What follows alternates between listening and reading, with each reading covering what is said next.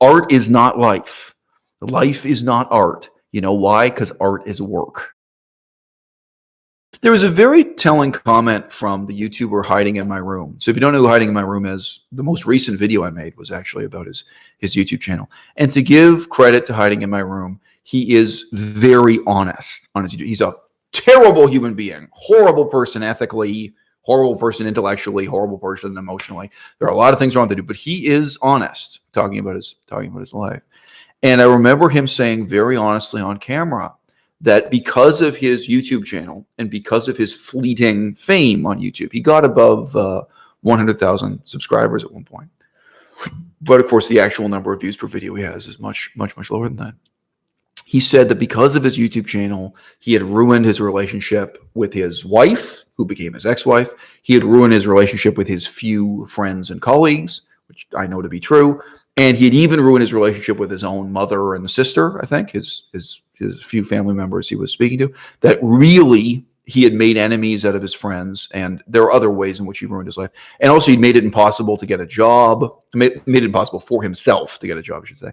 He'd made it impossible for himself to get a new girlfriend because he's so notorious and he's spoken honestly about his sex life on the internet, blah, blah, blah. You know, but then he wrapped up this series of recriminations by saying, but if he had the money in the bank, it would all be worth it, because he'd be able to point to this pile of money in his bank account and say, well, I screwed up all your lives, and to some extent he screwed up his own life, but he has the money to show for it.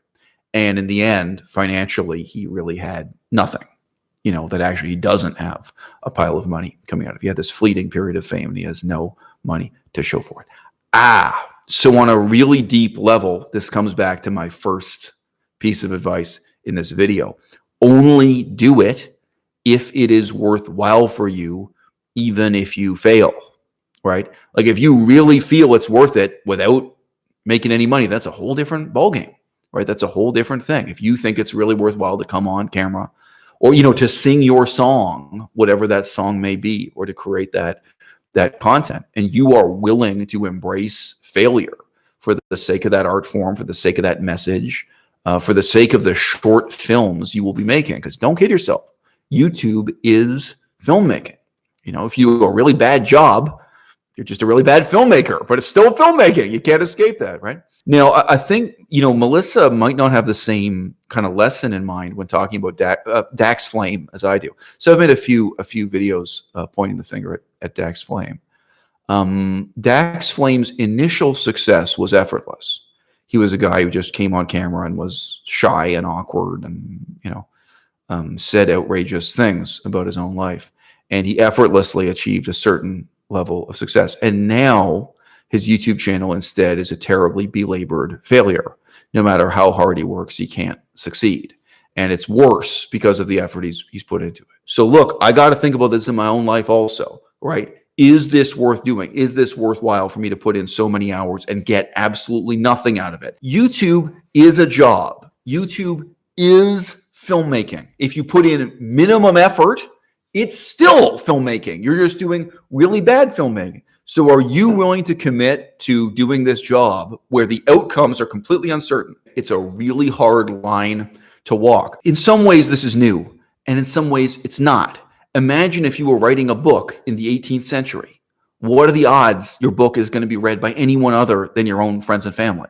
Now, in the 18th century, there was a lot of money in book printing. It's very different from printing books today.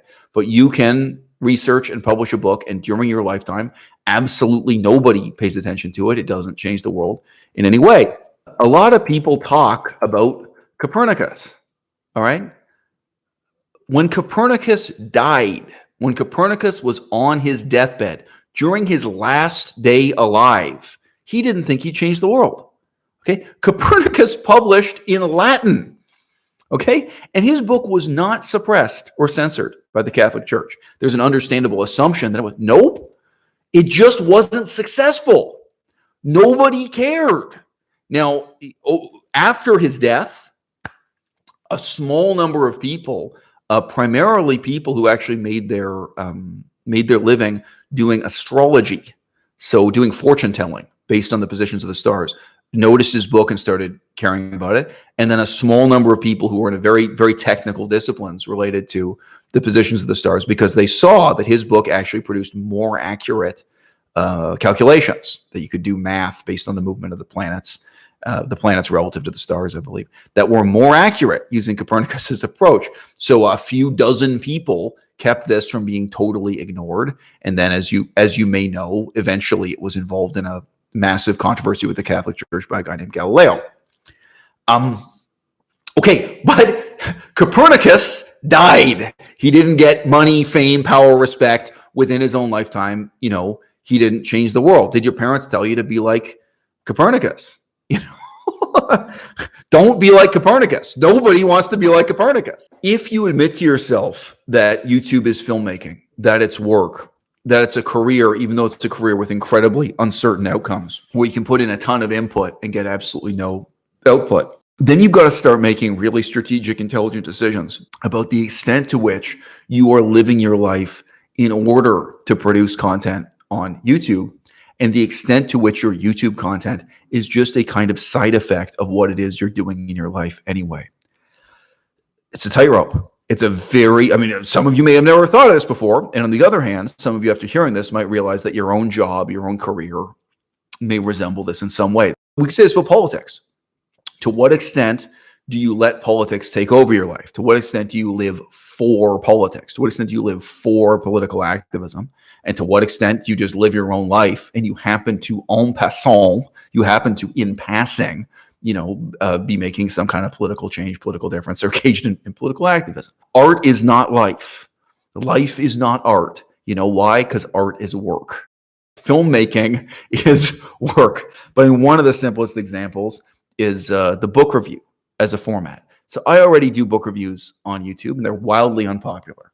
So let's be real here. This is another great example of failure on my channel, but I feel it's really important, so I took time to do it. Incredibly low numbers for my live stream from 1 week ago of Who Killed Martin Luther King Jr. Okay, it's a book review about the assassination of Martin Luther King Jr. So you know the level of detachment I have to have, even by my own YouTube channel standards. That's a terrible failure. So the video immediately before that, and I forget it was a day or two before, but I upload so often, you know. A day or two before that, I had a video with 1,100 views. A day or two before that, I have a video with 1,000 views. Okay, but my book review on the assassination of Martin Luther King Jr. has 424 views. Now, in addition to the hours that went into making that video, the video was 1 hour and 5 minutes long. There are the hours that go into reading the book, and there are some number of uncountable hours otherwise building up my acumen, knowledge, and experience in politics and history. Okay, and it is completely fair and reasonable for anyone to look at that and say, no, my dude, for 424 views, it's not worth it. It's not, you know, again, it's not just about money, right? You sing your song because you want people to hear it. You know, how many hours are you going to put into recording your next rap album? Composing it, reciting it, rehearsing it, all the instrumental parts, the vocals, going to the studio, right? How many hours are you going to put into that? Is it worth it if 424 people hear it? There are people who are going to listen for 60 seconds and go, oh, this guy isn't left wing, or he's not left wing enough, and close it. They're only interested in hearing a far left wing perspective. And believe it or not, there will be some people who click on that video hoping for a right-wing perspective, hoping for some kind of far-right concern.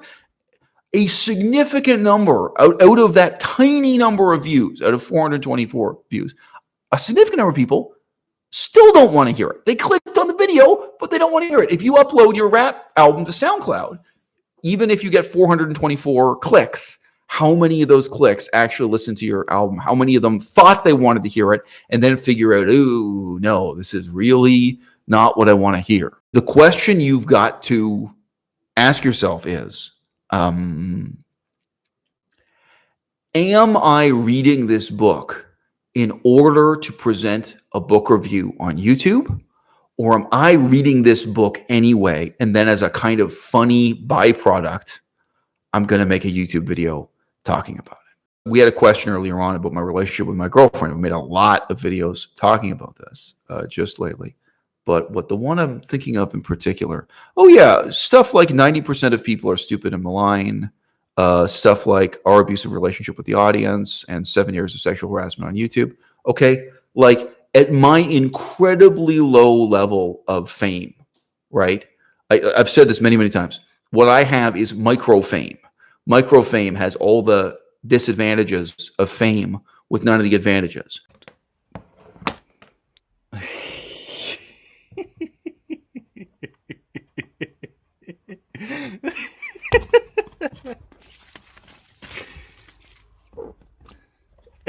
Can you tell what it is yet? Let's bring it out here.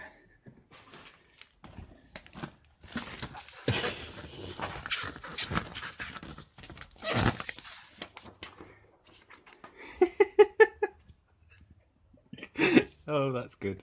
I shall call him Mini-Me. Dr. Evil and Mini-Me Gains.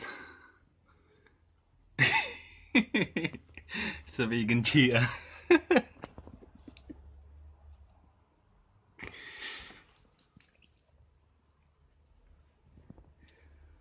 So yeah, hope you like it. It's going on the wall. Even if you think you can rationalize doing YouTube as a byproduct of the life you're living anyway, as an incidental thing, you say, okay, well, I'm going to take the time to read this book anyway, so I might as well share my 1 hour lecture about this political issue as a byproduct of reading the book. I might as well have the practice of talking through the issues raised in the book and share it. And even if only a few dozen people appreciate it, that's still worthwhile. Well, guess what? It comes at a price. It comes at a cost that lasts for the whole rest of your life. And you know what? Let's be all the way real. If you just go to my channel and search for the word OnlyFans, you'll get my videos talking about that. It is fundamentally similar to doing pornography. Now, I mean, what I do is not pornography.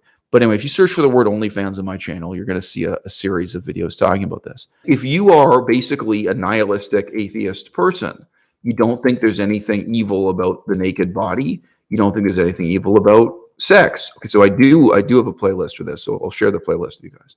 You know, there's nothing evil about being naked. There's nothing evil about having sex off camera. There's nothing evil about having sex on camera. I'm even going to take a further step here. I don't think there's anything evil about sharing a recording of you having sex with another person who wants to see it. You know, sharing it with someone unsolicited, that's another. You don't want to interrupt a complete stranger's lunch showing them an image of you or a videotape of you having sex. But, you know, if it's all consenting adults, right? Okay. But the problem is, right, there are these terrible long-term costs. There are these terrible long-term repercussions. And there are incredibly few lines of work you can be in. It limits what you can do politically. Also, if you've been a porn star in the past, what can you do in any industry, even including Hollywood, even including the acting industry? How can you any kind of legitimate work, even as an actor, let alone as a university professor or a politician, or a stockbroker or anything else? How many people in the United States of America are willing to have a medical doctor who is a former porn star? I wish I could say we lived in a society where people would just be, oh yeah, you know, it's funny, you know, my obstetrician, she actually used to be a porn star. Oh yeah, do you remember her? She used to go by the name Dusty Diamonds or something, you know, like whatever her name was. Oh yeah, and now, you know, now presumably she's not Dr. Dusty Diamonds. Presumably, you know, now she's a medical doctor. And obviously, the amount of money people make doing porn could make it much easier to go through university and become, you know. So the point is, even an undertaking as humble and pious as this, of saying, hey, I am going to read this book anyway, so I might as well share what I know about this book or what I have to say about this book with the world. I totally support that, right?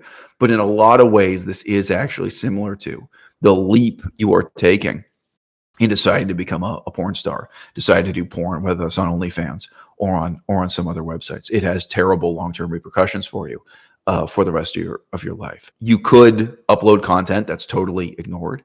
You could upload content that's so successful that it changes your life for the better forever. Like you're in the tiny percentage of content creators like The Amazing Atheist or Tana Mongeau or something, right? But there's a middle range of success where you are successful enough to ruin your life, You're successful enough to have all the disadvantages of fame, but not to have any of the advantages.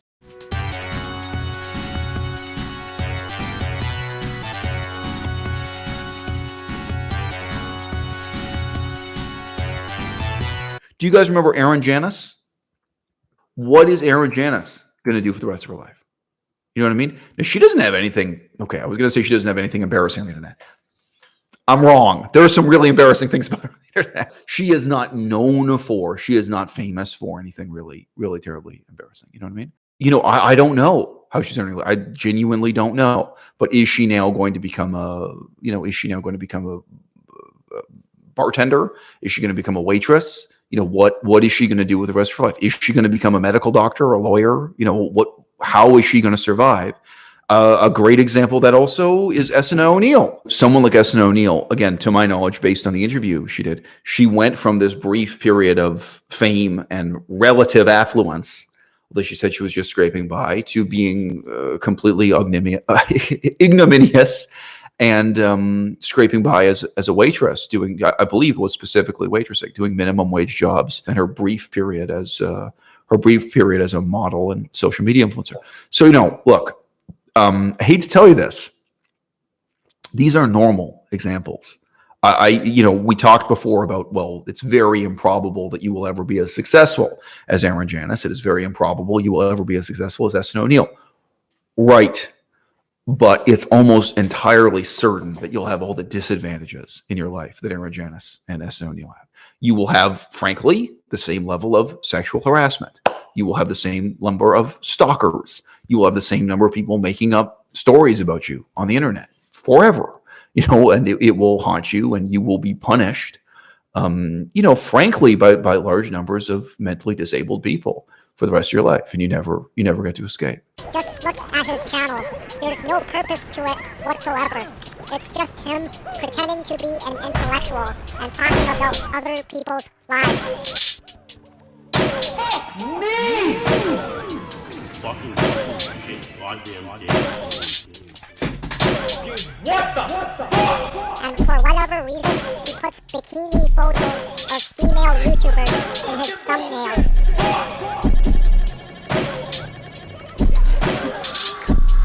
Like I said, there's just no purpose to his channel. As soon as I start holding back, my finger immediately stops hitting the A button. I don't know why. It's not even about veganism. If it is, he would be doing videos about the vegan diet and stuff like that. I mean, Vegan Games does videos about the vegan diet. Dr. Sean Baker does videos about the carnivore diet. And as for me, I'm a feminist.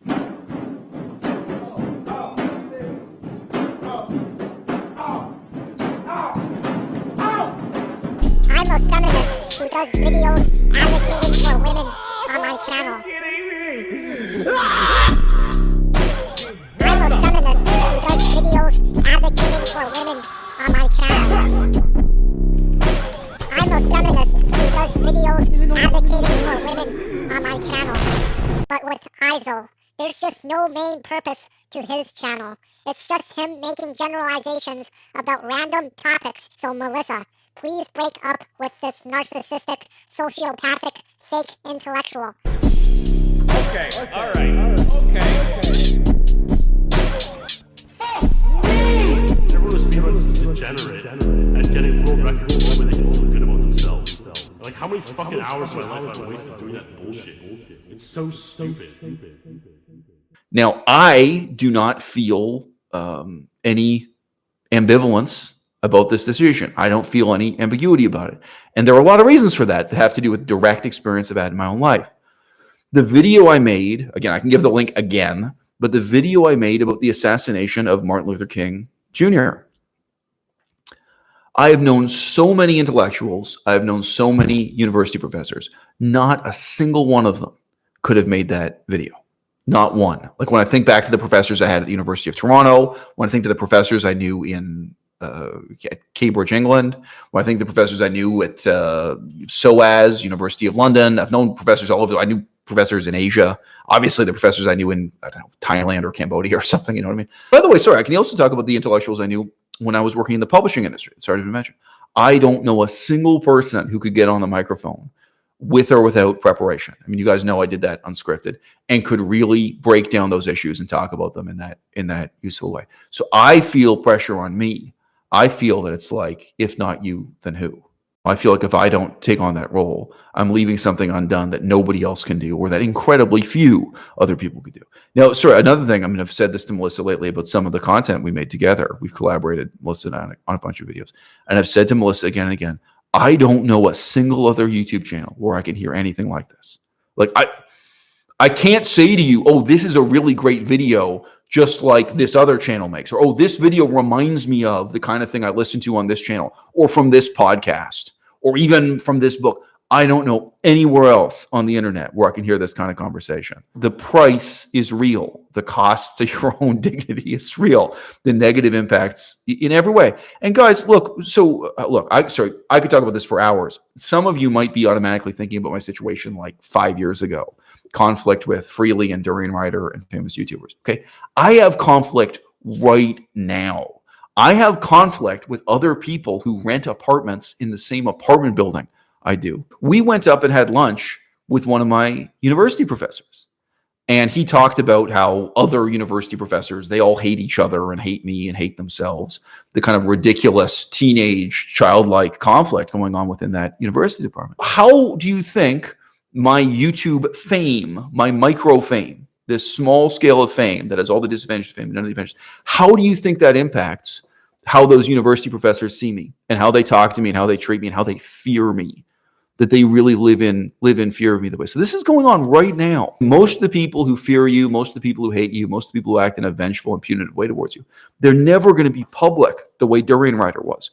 They're never going to be public the way Freely was. They're going to be anonymous, faceless people. And I don't mean trolls on the internet. I mean people living in the same apartment building with you, working out at the same gym as you, who will talk shit about you behind your back and to your face.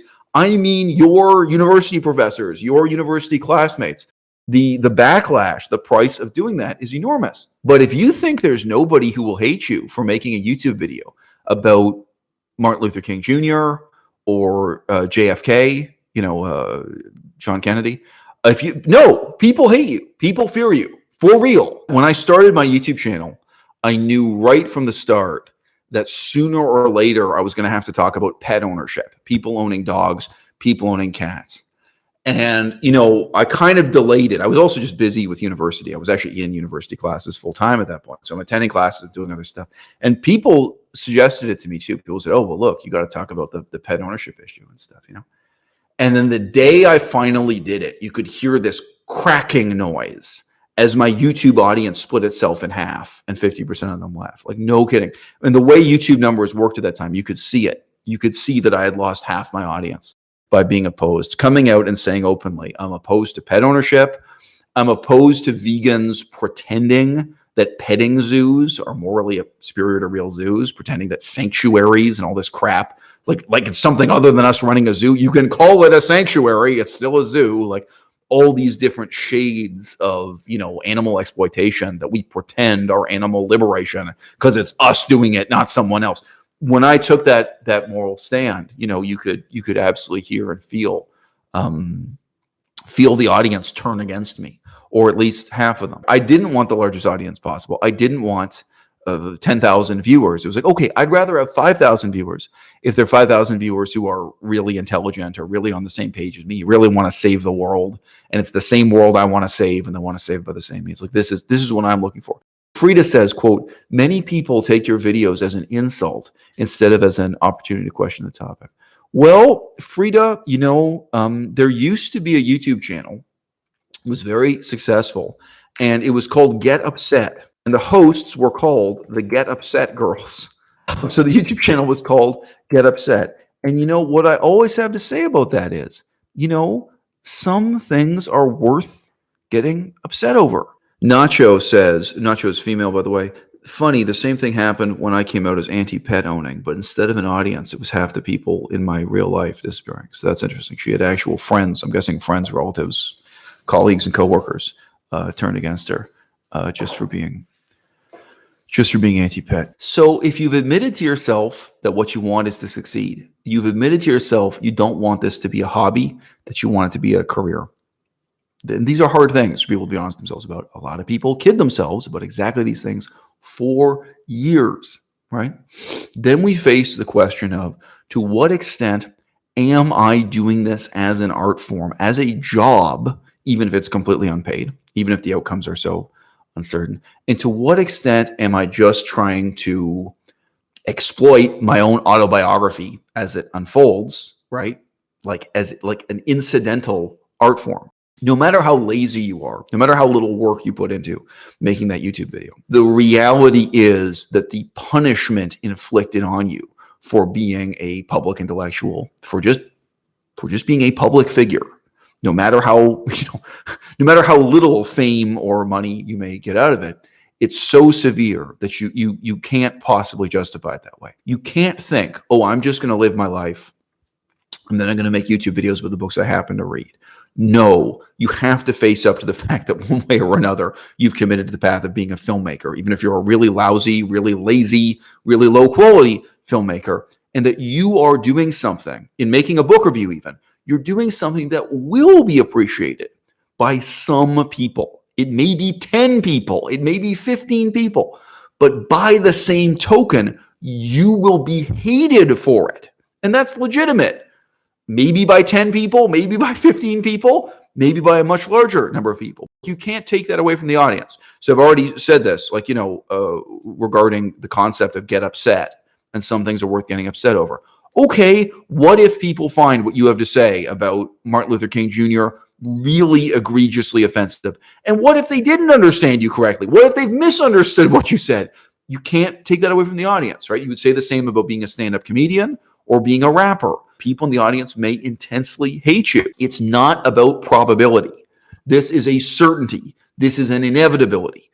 Even if your videos reach just 400 people, right? A significant number of those people will hate you for having dared to produce the content that you have produced.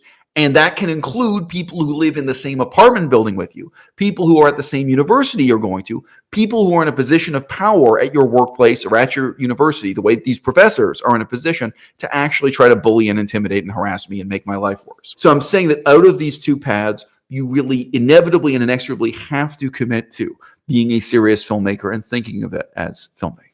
So I'm going to come back to this example of doing a food channel. And a lot of people get into this. Oh, they're going to do reviews of food products. They're going to do reviews of restaurants. And they think of it as this hobby that they're going to do on the side because they eat food anyway. They eat in restaurants anyway, right? And they're kind of making the wrong choice at every stage. Like, oh, and it's completely inevitable that they will become as famous as Trisha Paytas or Nikocado Avocado. They think, oh, well, there are a lot of these big successful channels, and they only think about the positive outcomes, and they kind of commit to, in their mind's eye, a fantasy life where they're effortlessly going to get much more in the way of rewards than costs and disadvantages. It never occurs to them once, if you do one restaurant review that's negative, do you know how many people will hate and resent you for that? Hate you. Intensely hate you. We did one video about the restaurants of Detroit and Ann Arbor, vegan restaurants in Detroit. And Melissa's laughing. You forgot, did you? I didn't forget. Okay. Every single person who worked inside those restaurants saw the video and they wrote to us. There was one dessert we were given, and I just said it in passing. You were talking about it. I just said, yeah, that was trash. That was garbage. And the guy wrote it and he said, well, I am the baker employed in that restaurant, and I made that cake or pie that you said was garbage. You think you don't make enemies doing food reviews. You think you don't make enemies doing book reviews. Yes, you do. And some of those people who become your enemies, they are the stupidest, ugliest people on earth.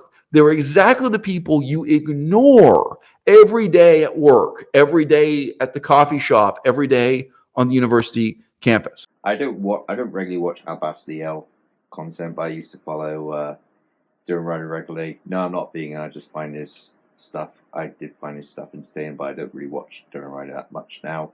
But yeah, à-bas-le-ciel.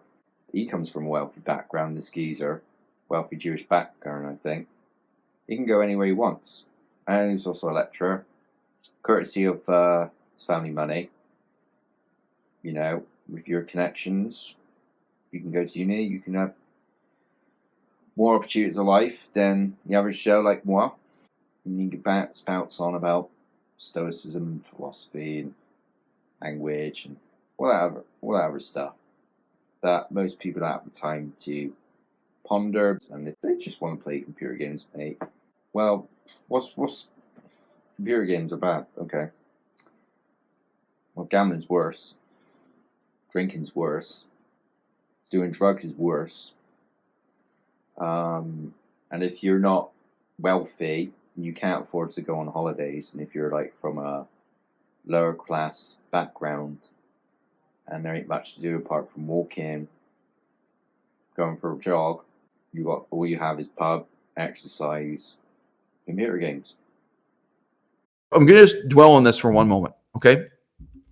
When you deal with people face to face, you disproportionately deal with people who have a very high level of self-confidence, because otherwise they wouldn't step to you, they wouldn't say shit to you face to face, okay? When I am on University of Victoria campus, the women who talk to me and the men who talk to me, I mean, I almost feel like I could deal with men separately because it is a little bit different, but the men and women who talk to me are the most self-confident people on the campus. They are the sharpest people, like intellectually, they're sharp. They may not be deep. They may not be like, they may be incredibly ignorant and crass, but they're sharp. They have a certain kind of alertness or acumen, right?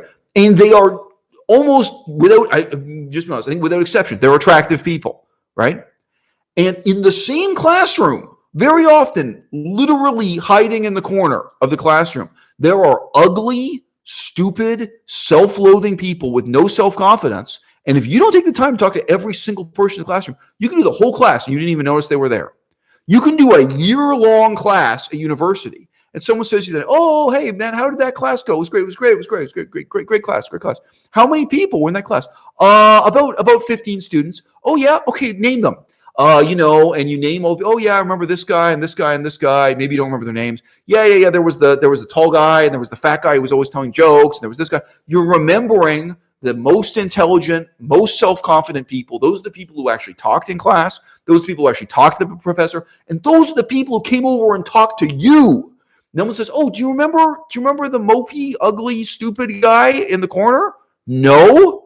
Oh, you don't remember? No, he never said one word. He didn't say one word to the professor. He didn't say one word to me. Oh, well, guess what? He hates your guts. And he is on your Facebook profile and your Instagram profile and your YouTube channel every day for the rest of your life. It is the people you don't see because they make themselves invisible with their own low self-esteem in real life, in the workplace, on the university campus, who come on the internet and make themselves impossible to ignore. Those are the people who won't just open one fake account. They'll open 10 fake accounts so they can keep sending you email. And those people will start their own YouTube channels just to hate on you. And I am not joking. It can literally be a dude you were in class with. So that has happened to me too. I mean, you guys probably know a lot of my haters are just people who discover me through YouTube. But there was one guy who was on a hate campaign against me for about 5 years, who I knew in real life, face-to-face at university, back at the University of Toronto. Now, I could tell his whole life story if I wanted to. But I remember, he deleted everything he had against me at the end of the internet. But I remember writing to him and being like, "Dude, it's been 5 years. You know what I mean? Like, what the hell is wrong with you?" That guy was pretty open with me. He was very unhappy with his marriage. He's older than I am. He's very unhappy with his marriage. He's very unhappy with his life. He became vegan before I did, but not that long. Like, I don't know if he became vegan a year before me or two, like I forget, or 2 years before me or something. But, he really resented the fact that I was being celebrated as this kind of leader of the vegan movement, and he was a nobody, and he feels ugly and stupid towards it. By the way, this is not my analysis. It's his analysis. This guy, I mean, to his credit, he was pretty honest about his psychoanalysis of his own resentment. Now, the funny thing was, again, I'm not saying too much about this guy's life. There are actually a lot of ways in which that guy's been very successful. I could now list off a bunch of things he's done successful that I've never done in my life. But I'm not jealous of him. He's jealous of me. I remember him saying to me, this was in a different context. This wasn't the conversation where I was asking him to delete this kind of hate campaign he'd had against me on a couple different websites on the internet. But, you know, I remember him saying to me something like, he said, oh, what I would give to have 1/10 of your charisma, you know, as I go through life. And he was really self-hating. And, you know, he felt that, you know, nobody appreciated him in life. But my point is this: when I talk about this being a kind of invisible, malevolent majority of people around you, they're invisible because you don't see them. They're invisible because they don't make themselves seen. They don't make themselves heard. I talk about the university as an example. Well, some of you have never been to university. How about the gym? A lot of you go to the gym every day or a couple times a week. So you recognize all the people at your gym, right? It's all regular people. You see the same people again and again. No, you don't. No, you don't. You recognize the most intelligent, the most attractive, the most self-confident people. They only need to have 2 out of the 3. There could be someone at the gym who's really ugly, but they're self-confident and intelligent, and they chit-chat with you once in a while. So you remember that person. You don't have to be all 3. You know what I mean? But there are self-loathing, mopey, shy people at the gym. There are people at the gym who are really stupid. There are people at your gym probably who are mentally disabled, who have serious learning disabilities. Trust me, there are people at the university, even though it's a university, who have serious, you know, disabilities that way, and so mental disabilities. You know, okay, and you don't remember them, and you don't talk to them. And the internet is their turf, because it's the only turf they have to defend. That is part of the pathos and the tragedy of the internet, is that this is where the stupid and the ugly and the self-loathing among us take their revenge, and it will never end. So we told really briefly also the story of people Melissa has known since university. Maybe in some cases they're people you've known since high school too. It's just ridiculous. Sorry, I mean, you know, if you were a friend of Melissa's in high school or university, why can't you be happy for her? Why can't you be happy for her? You know, why do you have to, like, really? I mean, in this case, it's really hate. It's really hatred. Like, it's not hate in the sense of like trolling comments or something. Why do you have to hate this person who is a kind of acquaintance of yours, but someone you knew to some extent, you know, in high school and university? Why do you have to be this way towards it? Okay, that's why. Okay, it's real resentment. It's real inferiority. I said to you before, for me, one of the reasons why I would make that book about Martin Luther King Jr., even if it is hated, or even if it's hated by 10 times as many people who positively appreciate it, like 1,000 people hate it and 100 people see it and appreciate it over the next 10 years. I feel I have to do that because nobody else can do it. Nobody else can give voice to what I'm going to give voice to.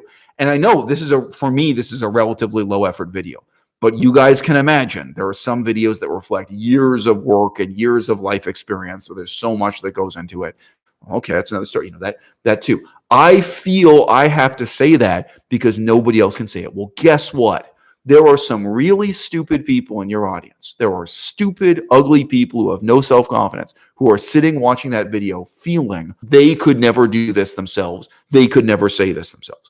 They could never read the book, or if they do read the book, they could never understand it at this level, analyze it on this level, give this lecture on this level, right? And guess what? My own university professors are like that. So right, like at every level, you know, at every level, there are people who are going to see this and respond to it that way. I would not even call this jealousy. I would not even call this envy. I think neither one of those is accurate. Well, the other thing that I was thinking is that, similar to the man that you said had a campaign against you for 5 years or something, like some of these people that I've interacted with, like they've had more success in a lot of ways. Yes. They've had steady jobs. Right. They've moved to big cities. Under whatever heading. Around the world. Yep. You know, they've lived lives. Right. They should feel. Right. Okay. So I don't want to speak for Melissa, but Melissa is saying that among her haters this way, people who hate on her, but who actually did know her in high school or university, just as with my example of this old friend of mine who actually has published some books and he's traveled around the world, led an interesting life in different ways, that in some ways, these haters, they have had successful lives. Right. Okay. Now this is me speaking for myself. That was me paraphrasing Melissa. Okay. Right. But this matters more. Period. Right? The reason why they're jealous is that even if they can't analyze it or think about it, right, this matters more. The life of the mind always matters more. Always. Hey guys, who went skiing? Who went skiing last week? Who gives a fuck if you went skiing? Yeah, there are a lot of people. I mean, the people hating on Melissa, a lot of them have been on a whole lot of skiing trips. And you know what? Reading Aristotle matters more. Understanding Aristotle matters more. Being able to come on camera and actually give a charismatic, intelligent, useful, like a discussion of Aristotle that's actually useful to people in the audience. You know what? That matters more. And it always did, and it always will. And that's why they killed Socrates. And people live their whole lives in the shadow of the meaningful life they could have had. All right. All their lives are haunted by the specter of the intellectual achievement they were capable of, but that they never did pursue. And that's why they're going to hate you. I am reading all of your comments, guys. Thanks. There's a lot of intelligent comments here that could lead in a number of different directions.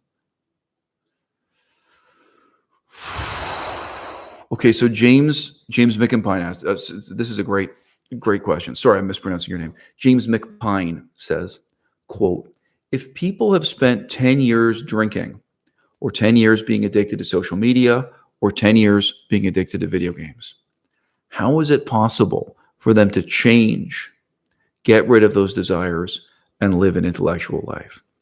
You know, James, I'm just going to keep it 100% real with you. I feel like the exact opposite is the question you've got to ask. If you've been doing this for 10 years, if you spent the last 10 years playing this video games, how can you not change? How can you not grow? How can you not have a desire for something better, right? And if you don't, what does that say about you? So if you're a supporter of mine on Patreon, you've seen the message I got. I removed the person's name, but a guy wrote into me saying that he's now 37 years old. And after watching just one of my videos, for the first time in his life, he's thinking about quitting video games. So he's played video games since his childhood, and he never saw it that way before. He never thought of it as something he would ever quit. And this is a big change in his life. And one of my Patreon supporters commented, wow, well, you know, it sure is one thing to quit playing video games at 37. But imagine if he had waited till 47 or 57. Every year counts. Every day counts. Every decade counts. It may seem hard to change, but it's really hard to stay the same. Take it all the way back to the beginning. Admitting to yourself that you want to succeed. Admitting to yourself that you want YouTube to be your full-time career.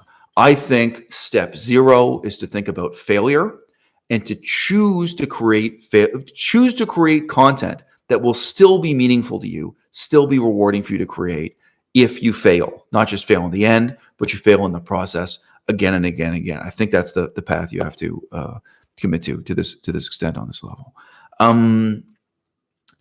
In admitting to yourself that this is something that you want to do, you then come to another fork in the road where the question is, am I going to start living in order to create YouTube videos?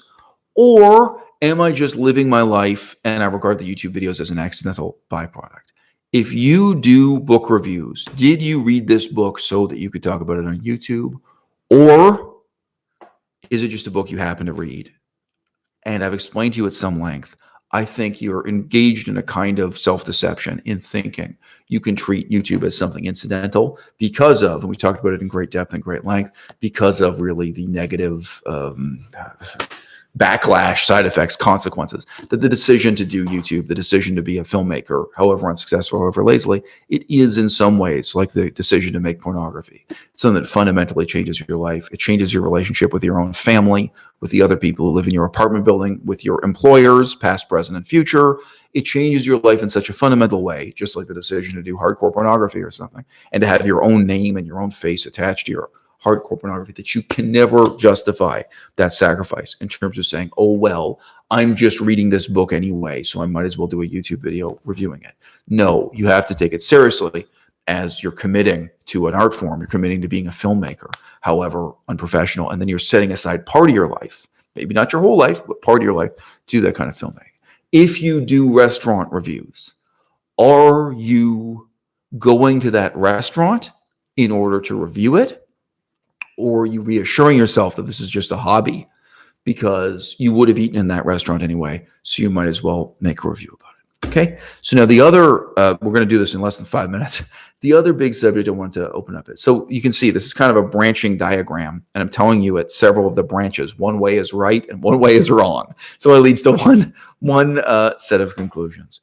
Once you've, made these decisions that I've outlined here, just as you're not going to be happy making rap music that says the same things everyone else's rap music says. Again, if you're embracing failure. Now, of course, maybe you'd be happy making a rap song that says the same things all the other rappers say, if you're certain you're going to make millions of dollars and have millions of fans, millions of groupies, whatever it is, whatever turns you on. Okay, then you're going to make a rap song that sounds the same as all the other rappers, and a lot of them do. But the point is, if you were looking at the very real prospect of failing and failing and failing, and even really your only success is going to be many years of failure for a very small audience, you have to focus on making a rap song that nobody else is ever going to do, something that is meaningful and rewarding enough in and of itself that it's still worthwhile for you to put in the time and effort to make that rap song if only 500 people ever hear it, right? So in having said that, in having disclosed that there's this higher level of commitment, higher level of creativity, greater importance of the uniqueness of the craft, of the filmmaking you're engaged in, then this brings about another incredibly important strategic problem, which is that if you're focused on only making the videos that feature your unique voice, your unique perspective, by definition, you are narrowing down your audience to an incredibly tiny one, both your potential audience and your actual audience. So this is then the balance that you have to keep in mind, okay? There is this issue of creating content that is unique enough and meaningful enough that it justifies your commitment to creating it, even if you fail. And then on the other hand, there's the challenge of creating content that reaches out to new audiences, reaches out to new viewers, to people you don't already have, people who don't already know you and respect you, that make them unexpectedly get to know you and respect you, and then builds up the number of people who are willing to hear you talk about the assassination of Dr. Martin Luther King Jr. or some other really unpopular topic. So I'm certain the vast majority of people who saw that video, they watched it because they respect me. Nobody has watched that video because they're like, oh, I'd like to hear some guy talking about the assassination of anybody really. No, the reality is there were people who've heard me talk about politics for 5 years, and they say, oh, okay, if Eisel is going to speak on this topic, I'm interested enough, right? So that's a video that only my core audience is going to appreciate, my established audience. Then you get into this interesting, contradictory, step-by-step process of making videos that are either pitched to your core audience or that reflect your core mandate, this sense of uniqueness, of having your own unique voice, of creating something so meaningful that you still want to do it if you fail, et cetera, and making videos that reach out to viewers who've never heard of you before, who have no respect for you, who have no interest in what you have to say, who have no interest in you. My own channel, the moderate success or moderate failure that it is, right? Why do you think I made videos talking about Onision?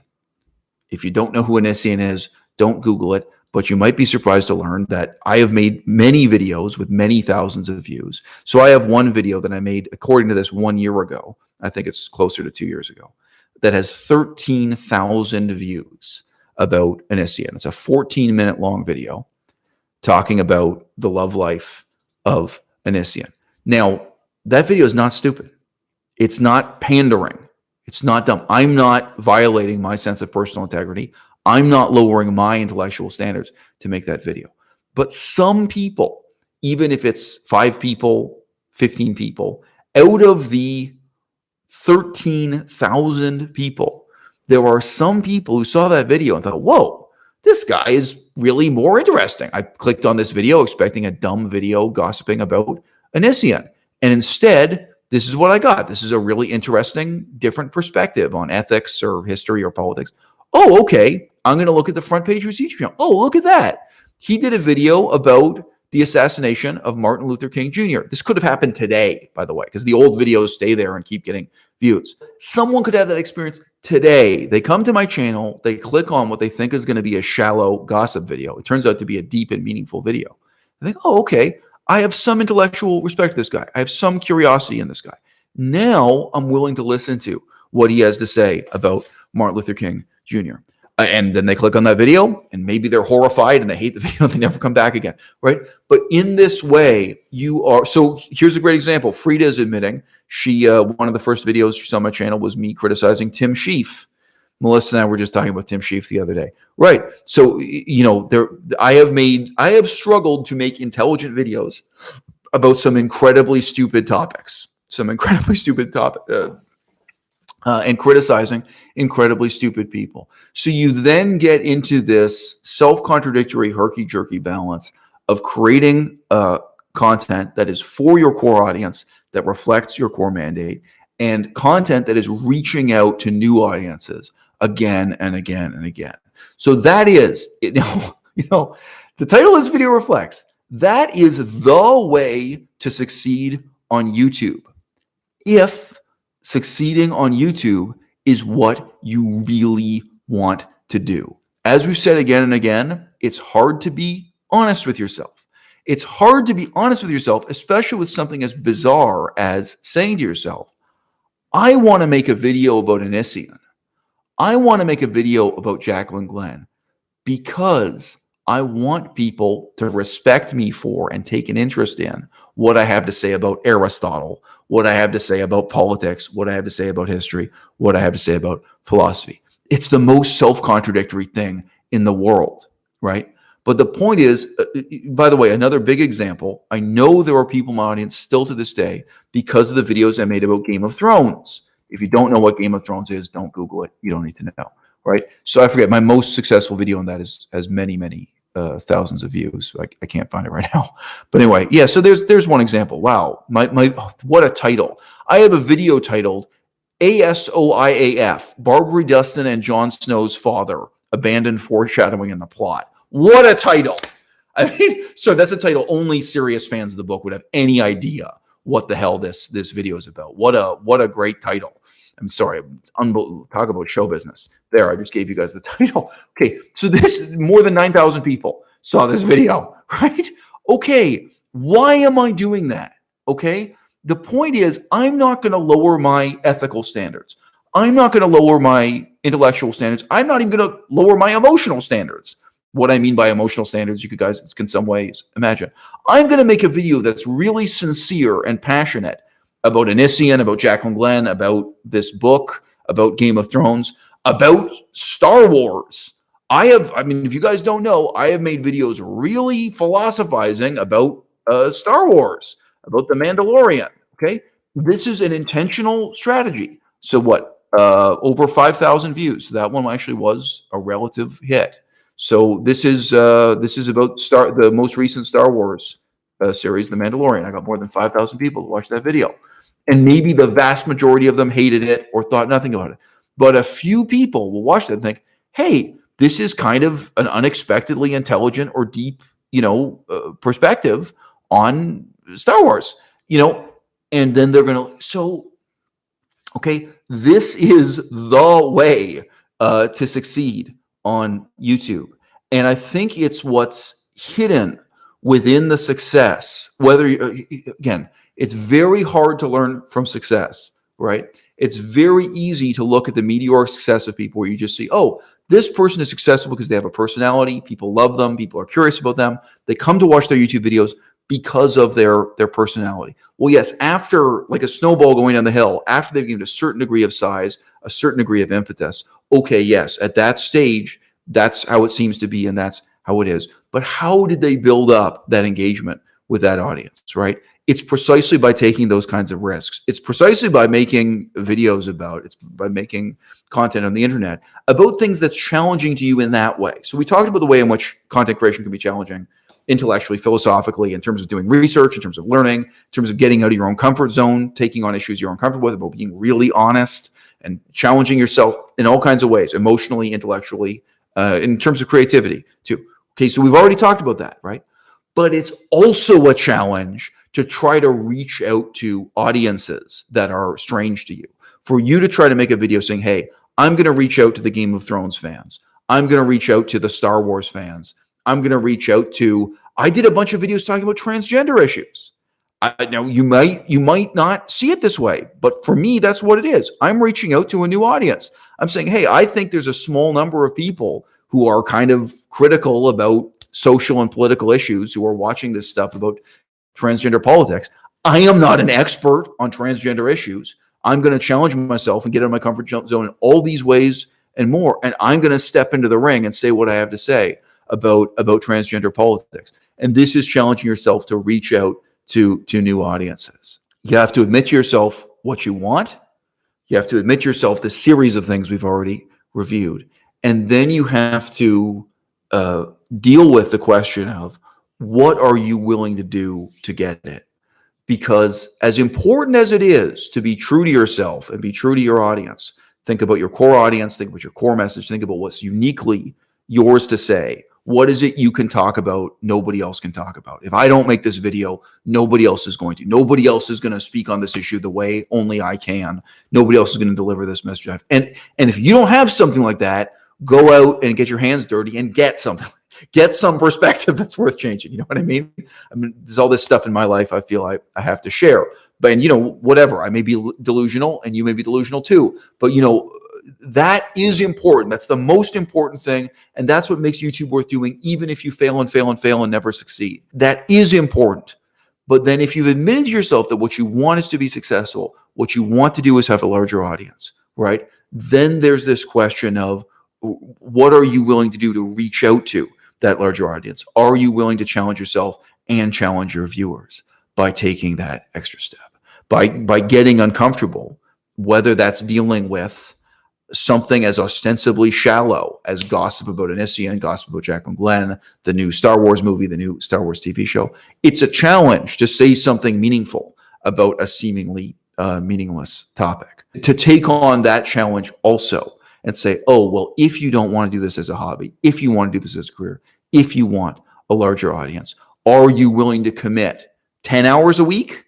What's going to be 20 hours a week as a job, as a filmmaker, to take seriously that part of the game, reaching out to new audiences all the time and knowing that with every single video like that, no matter how successful, at least 90% of the people will hate you and hate your channel and never want to watch your videos again. Out of the 5,000 people who watched that video about the Star Wars TV show, The Mandalorian, do you think it's even 1% or 2% who became fans of my YouTube channel? Out of the 6,000 people, 6,300 people who watched my YouTube video, Jacqueline Glenn, the lowest of the low, how many of those people even agreed with me? How many of those people thought, oh, this is somebody with an intelligent perspective and looked at their videos, right? You are going to be hated and rejected, not by 50% of the viewers where you're reaching out to a new audience. It's going to be like 98% of those people. But each time you make that effort and reach out, there are going to be a few people who are intelligent enough or who recognize something in your content, who recognize something in you and say, oh, now I'm willing to listen to what this guy has to say about the assassination of Martin Luther King. And then bit by bit, you build a meaningful relationship with an audience. And for that audience, however big or however small, your videos are part of them leading a meaningful life.